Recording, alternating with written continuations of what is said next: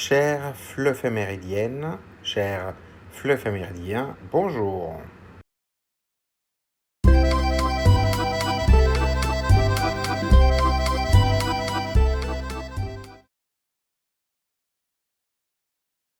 La journée mondiale sans achat invite chacun à réfléchir à son rapport à la consommation.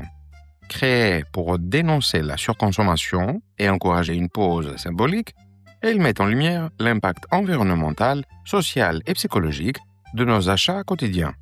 Cette journée propose de changer la fréquence des achats, de prendre du recul et d'imaginer d'autres manières de vivre que l'achat compulsif. Voie F, destination sentier tracé. Attention au départ.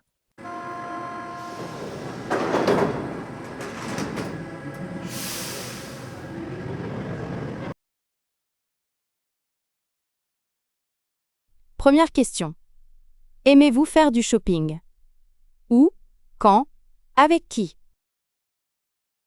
On peut aimer aller dans les magasins, au centre commercial, dans les petites boutiques ou même sur Internet. Certaines personnes préfèrent acheter le soir, le week-end ou pendant les soldes. On peut aller faire du shopping avec des amis, de la famille ou seul pour être tranquille. D'autres personnes, en revanche, n'aiment pas cette activité. Elles trouvent cela trop fatigant, trop cher ou elles préfèrent acheter seulement ce dont elles ont besoin. Chacun peut expliquer ses habitudes simplement.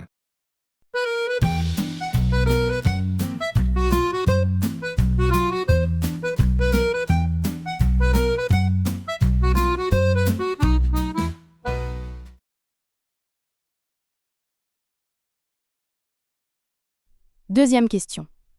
Achetez-vous parfois des choses inutiles seulement pour vous faire plaisir? On peut reconnaître qu'il arrive d'acheter un petit objet, un vêtement, un livre ou un accessoire, juste parce qu'il est joli ou qu'on en a envie. Parfois, c'est un cadeau pour soi-même, après une longue journée. D'autres personnes disent qu'elles préfèrent économiser et n'achètent presque rien d'inutile.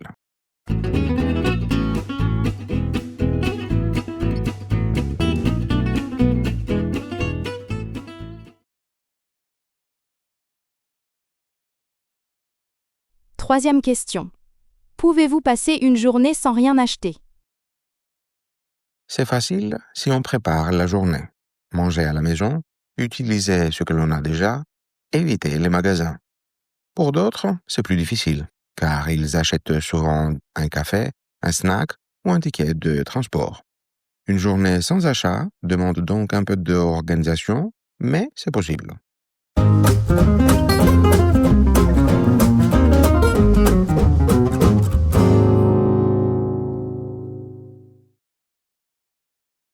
Voie L, destination terrain conquis. Attention au départ.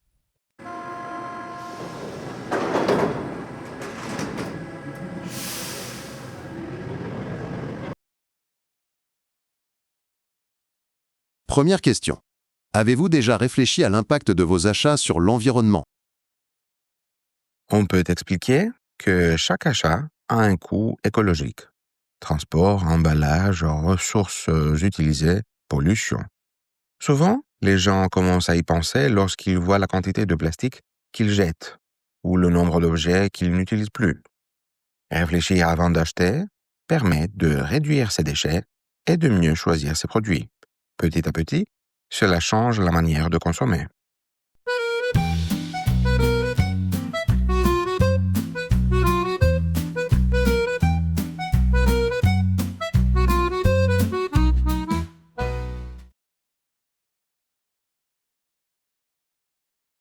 Deuxième question. Quels objets pourriez-vous facilement ne plus acheter? On peut penser aux objets jetables.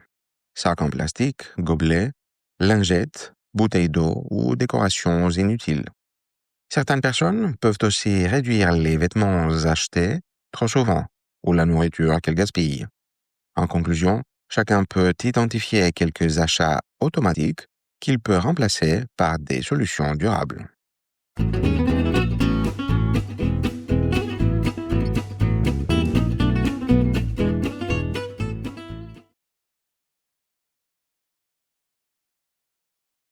Troisième question. Une journée sans achat peut-elle vraiment changer nos habitudes? L'idée n'est pas de tout arrêter, mais de réfléchir.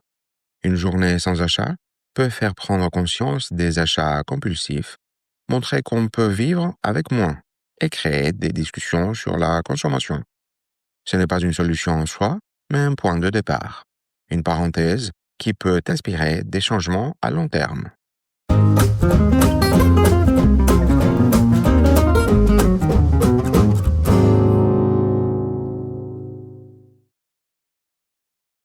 Voie E, destination, sommet atteint. Attention au départ.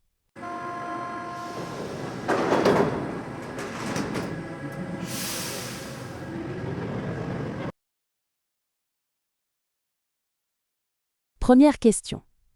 Achète-t-on pour exister ou pour combler un vide?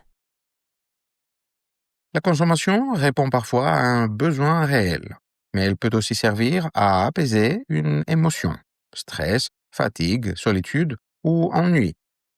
Dans une société où l'image et la réussite passent souvent par la possession, acheter devient parfois un moyen d'exister, d'être reconnu ou de se rassurer. Ainsi, analyser ses motivations permet de distinguer l'achat nécessaire de l'achat émotionnel, qui empêche parfois de réfléchir vraiment à nos besoins.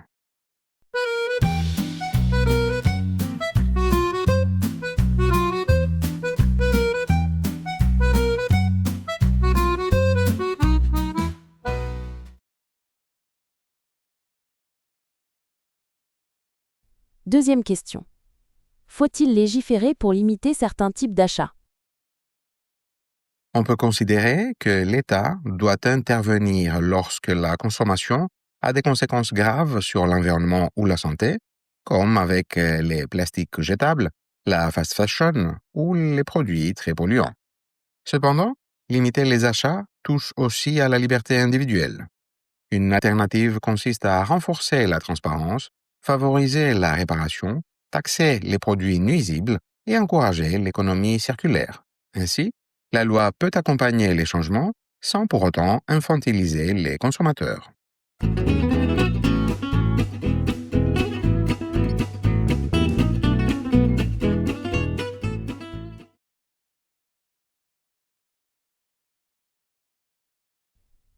Troisième question. À votre avis, que peut-on apprendre d'un jour sans achat? Cette journée devrait-elle être promue à l'école? Un jour sans achat apprend à différencier le besoin du désir, à réfléchir à l'origine des objets et à la valeur réelle des choses. À l'école, ce serait un bon moyen d'aborder l'éducation à la consommation, l'écologie et les choix responsables. Cela peut encourager les jeunes à moins gaspiller, à réparer et à partager. Promouvoir cette journée aiderait à sensibiliser les futures générations à une consommation plus consciente et durable.